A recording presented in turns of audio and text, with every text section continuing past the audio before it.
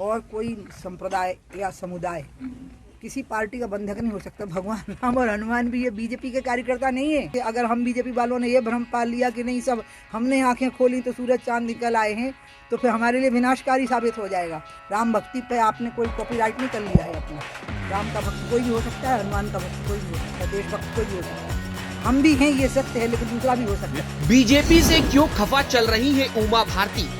क्या बीजेपी से अलग जाएंगी उमा भारती? शिवराज के लिए मुश्किलें खड़ी कर रही है उमा भारती। मध्य प्रदेश की पूर्व मुख्यमंत्री उमा भारती लगातार अपने बयानों के चलते सुर्खियां बटोर रही है। बीते दिनों जहां उमा भारती ने भोपाल में लोधी समाज के लोगों को यह कह दिया कि वो उन्हें बीजेपी को वोट देने के लिए नहीं कहेंगी, तो वहीं अब उन्होंने भगवान राम और हनुमान भक्ति पर एक बड़ा बयान दे दिया है। उमा भारती ने कहा कि भगवान राम और हनुमान भक्ति भाजपा का कॉपीराइट नहीं है। भगवान राम का भक्त कोई भी हो सकता है। भगवान राम और हनुमान बीजेपी के कार्यकर्ता नहीं है। जब बीजेपी का अस्तित्व नहीं था, जब मुगल शासन था, अंग्रेजों का शासन था, तब भी भगवान राम और हनुमान थे। अगर हम बीजेपी वालों ने ये भ्रम पाल लिया है कि नहीं हमने आंखें खोली तब सूरज चांद निकल आए, तो फिर ये हमारे लिए विनाशकारी साबित होगा। उमा भारती ने ये बयान कांग्रेस के गढ़ और कमलनाथ के गृह जिले छिंदवाड़ा में दिया है। दरअसल जब पत्रकारों ने उमा भारती से पूर्व मुख्यमंत्री कमलनाथ के द्वारा सिमरिया में बनाया गया हनुमान मंदिर को लेकर सवाल पूछा, तो उन्होंने यह जवाब दिया। और कोई संप्रदाय या समुदाय किसी पार्टी का बंधक नहीं हो सकता। भगवान राम और हनुमान भी ये बीजेपी के कार्यकर्ता नहीं है। जब बीजेपी का अस्तित्व नहीं था, जनसंघ नहीं था, पॉलिटिकल सिस्टम नहीं थे, मुगलों का शासन था तब भी हनुमान जी थे, अंग्रेजों का शासन था तब भी हनुमान जी थे, और जब कलयुग के प्रारंभ के पहले द्वापर था तब भी हनुमान जी और राजा रामचंद्र जी थे। अगर हम बीजेपी वालों ने ये भ्रम पाल लिया कि नहीं सब हमने आंखें खोली तो सूरज चांद निकल आए हैं, तो फिर हमारे लिए विनाशकारी साबित हो जाएगा। हमें इस अहंकार से मुक्त रखना है, हनुमान जी के रहना है। हनुमान जी का कोई भी भक्त हो सकता है। और ये बात मैं पहली बार नहीं बोल रही। आपको याद हो जब राम जन्मभूमि में मंदिर निर्माण के लिए कुछ कांग्रेस के नेताओं ने चंदा दिया तो बीजेपी के लोगों ने उनका मखौल उड़ाया, तो मैंने तुरंत कहा खबरदार जो राम भक्ति का मखौल उड़ाया। राम भक्ति पे आपने कोई कॉपीराइट नहीं कर लिया है अपना।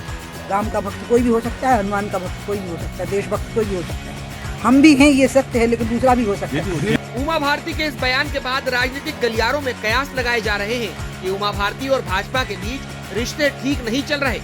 उत्तर प्रदेश के पूर्व मुख्यमंत्री कल्याण सिंह के बाद उमा भारती को ही भाजपा का लोधी चेहरा माना जाता है, लेकिन पिछले दिनों उमा भारती ने लोधी समाज के एक कार्यक्रम में अपने संबोधन के दौरान ये कहा था कि मैं आपको सारे बंधनों से मुक्त करती हूँ, आपको जिसे वोट देना हो देना।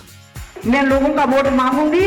मैं वोट में कभी नहीं कहती हूँ कि लोधी हो तुम भाजपा को वोट करो, नहीं, मैं तो सबको कहती हूँ, मैं सबको कहती हूँ कि आप भाजपा को वोट करो, क्योंकि मैं तो अपनी पार्टी की निष्ठावान सिपाही हूँ। लेकिन मैं आपसे थोड़ी अपेक्षा करूंगी कि आप पार्टी के निष्ठावान सिपाही होंगे, नहीं, आपको अपने आसपास के हित देखना है, क्योंकि आप पार्टी के कार्यकर्ता अगर नहीं है और अगर आप पार्टी के वोटर नहीं है तो आपको सारी चीजों को देख करके ही अपने बारे में फैसला करना है।